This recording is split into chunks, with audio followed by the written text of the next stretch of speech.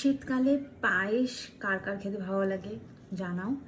আর এখন আমি খাচ্ছি পায়েস মুড়ি। এই হচ্ছে পায়েস। এখন বাজে 12:30, মানে 12:26, আর আমি এখন পায়েস মুড়ি খাবো। আর অনেকটাই লেট হয়ে গেছে, সকাল থেকে কিছুই খাওয়া হয়নি, মানে কাজের পরে কাজ, কাজের পরে কাজ করতেই থাকা হয়, আর টিফিনটা তো করাই হয় না। তো স্নান টান হয়ে গেছে, মেয়েও স্কুলে গেছে। এখন বাজে 12:30, একটার সময় মেয়ের ছুটি, মানে আমি খেয়ে নিয়ে টিফিন খেয়ে নিয়ে যাবো মেয়েকে আনতে, তারপরে এসে নিয়ে আবার মেয়েকে খাওয়াতে বসবো। তো চলো, দেখো মুড়ি নিয়ে নিলাম, এর মধ্যে অল্প একটু।